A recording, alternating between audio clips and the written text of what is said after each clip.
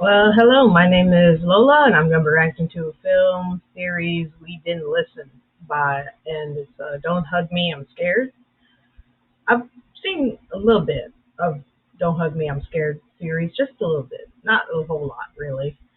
Well, let's see what Film Theory has to say about how we didn't listen of Don't Hug Me, I'm Scared. And if you want to like, comment, subscribe to my channel, you can. If you don't want to, that's fine too. Here we go.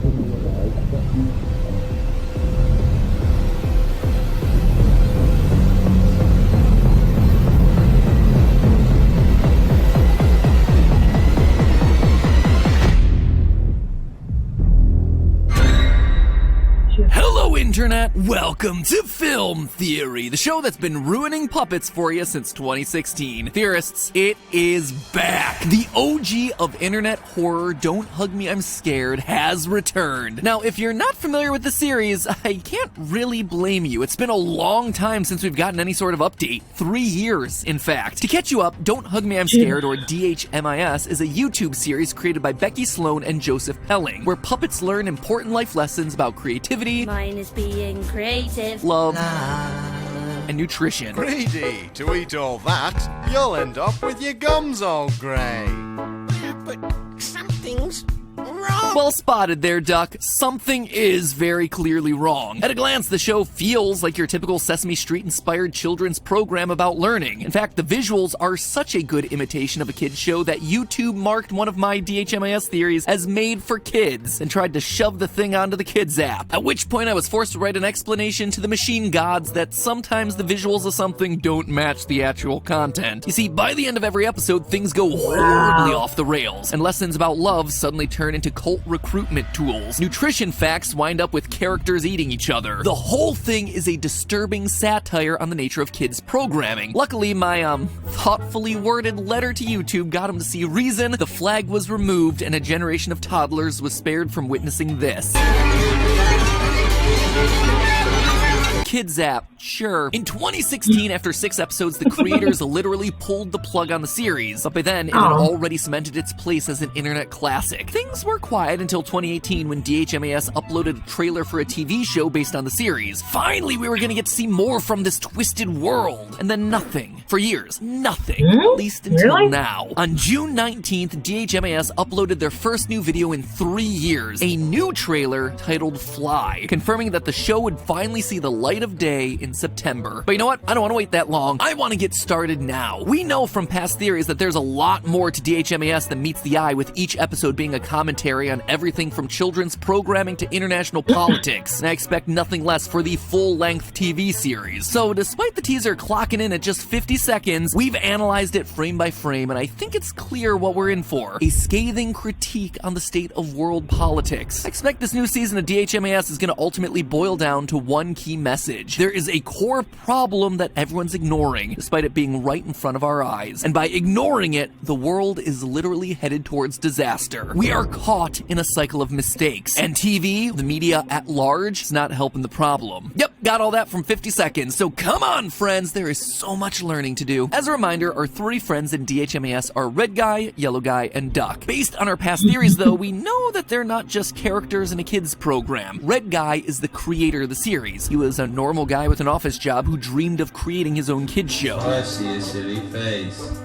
walking along and smiling at me. The whole thing is a bust until Yellow Guy's dad, Roy, comes in to financially back the show, which seems like it should be a good thing until he starts filling it with more and more ads. Was there an ad there? There was an ad there, wasn't there?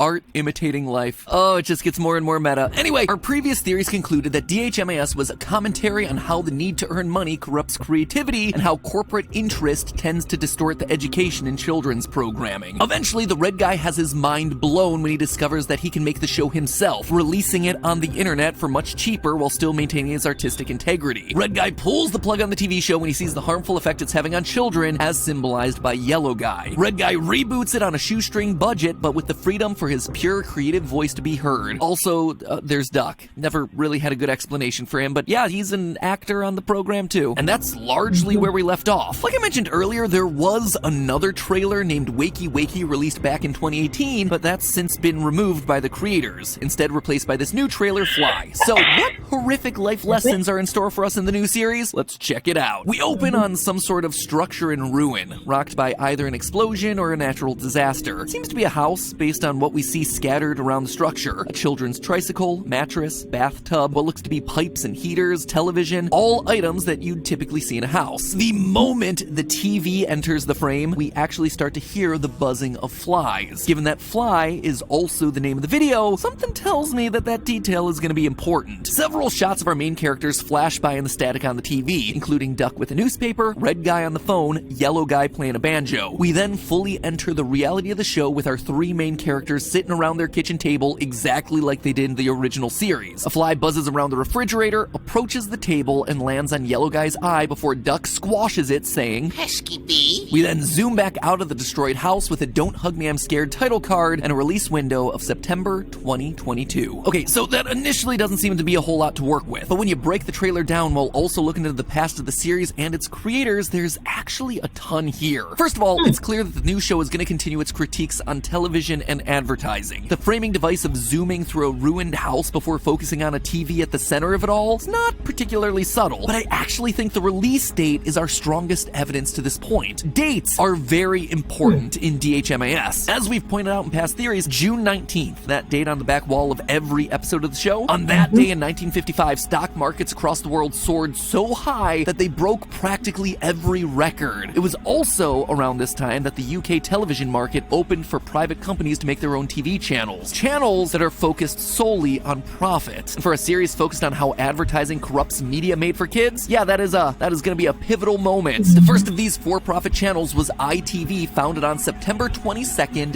1955. And wouldn't you know it, but this new season of DHMIS is premiering in, wait for it, September 22. For a series that's so concerned about dates, it's not likely that that's a coincidence. It's also no mistake that the calendar in the show is once again stuck on June 19th, but we'll get back to that in a minute. Next, let's talk about the fly. Clearly, the symbolism of flies is important here. Fly's the title of the video. We hear buzzing flies the moment the television enters the frame. It lands on yellow guy's eye. It gets squished. It is the main thing from the trailer. Flies are also the only aspect of the teaser that exists in both the ruined building and in the world of the show in the television. So the issue or issues that the flies represent exist both in the real world and are infecting the programming itself. But what does it mean? Well, flies usually indicate a problem. They're usually depicted alongside things that are dead or rotten. Rotting fruit, dead bodies, that kind of thing. So DHMIS's commentary here might be indicating that modern TV, for profit with advertisement, is either a dying medium or is rotten in some way. We children of the internet have known that for a while now, and even the original 6 episodes of DHMIS seem to know that back in 2016, so I feel like that's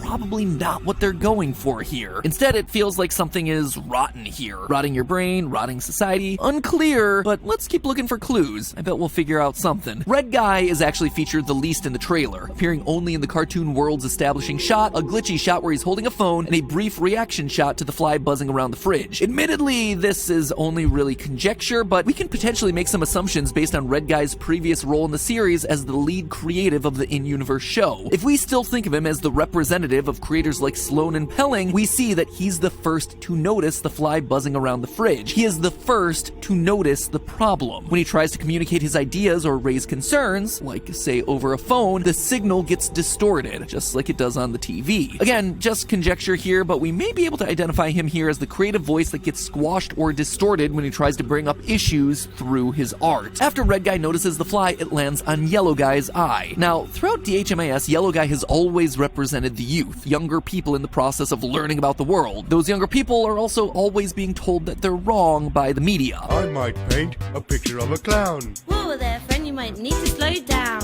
Arrange them into your favorite color. Green. Green is not a creative color. Or taken advantage of. Here, the fly lands directly on Yellow Guy's eye, and he reacts.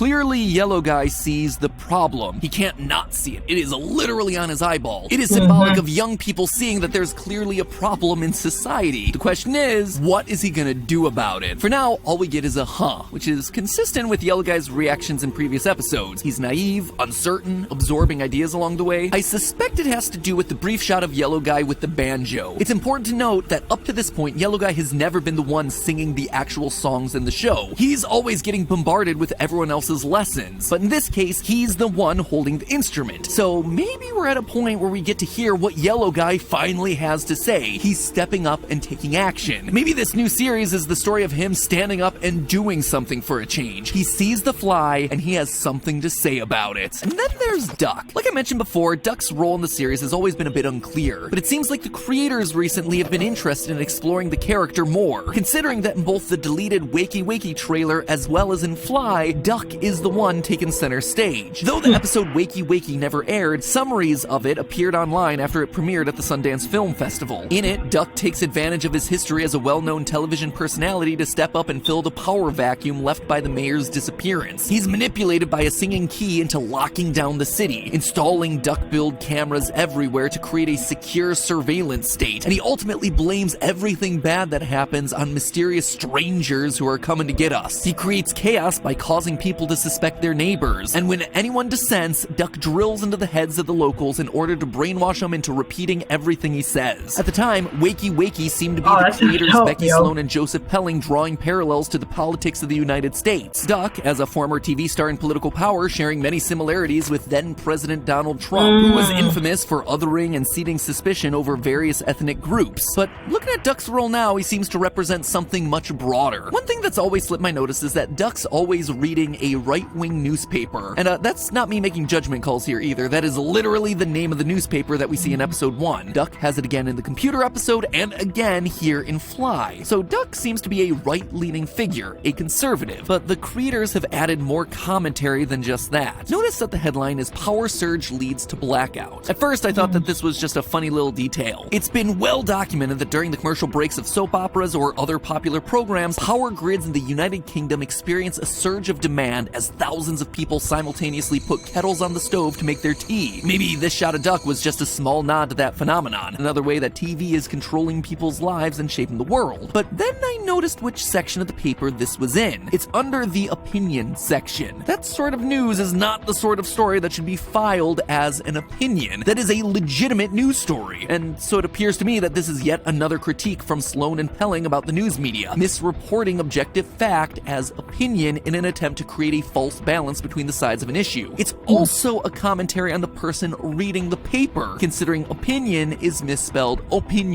In short, the creators don't seem to think Duck, or people like him, are very smart, which leads to Fly, where Duck sees the fly, swats it down, and calls it by the wrong name, Pesky Bee. This directly calls us back to DHMAS episode 3, which was about love when a butterfly gets swatted. Pesky Bee? Let's look at both of them and see how they compare, since these moments are clearly meant to be parallel. In the first case, Yellow Guy sees the butterfly, gets excited by this beautiful, harmless creature in the outdoors, and Duck kills it without thinking. This drives Yellow Guy away for the rest of the episode to learn about love. In Fly, again, Yellow Guy sees something first, in this case it's the fly, an indicator of the problems in the broader world before Duck swats it down. In both cases, Duck sees something, he fails to recognize it for what it is, and then he kills it without asking questions. In the first, Duck kills something that's a beautiful part of nature. In the second, a fly should be telling Duck that there's a deeper problem here. Something is rotting nearby. But Duck calls him a bee. He's failing to recognize that anything is truly wrong. It's symbolic of leaders failing to recognize the bigger problems that we're facing, instead just swatting down the symptoms and pretending that that's enough. It's a pesky bee, not the rotting corpse that's hidden inside the refrigerator or whatever. It's not clear whether Duck is meant to be a specific right-wing figure here. The creators of the show are British, which would point to the right-wing, soon-to-be former British PM Boris Johnson. Regardless of who it is, it seems like the theme is consistent. Duck, and those like him, are ignoring the rot around them, pretending everything is fine, or just tackling symptoms without getting to the root cause of the problem. The implication here is that ultimately something in DHMAS and the broader world is systematically wrong, and our leadership is collectively ignoring it. I think the takeaway from the trailer, other than I'm just excited to see more, is that DHMAS is going to be picking up right where it left off when it comes to thinly veiled political commentary an extremely sharp social observation. In fact, I think they're gonna go one step further and not just pick up where they left off, but pick up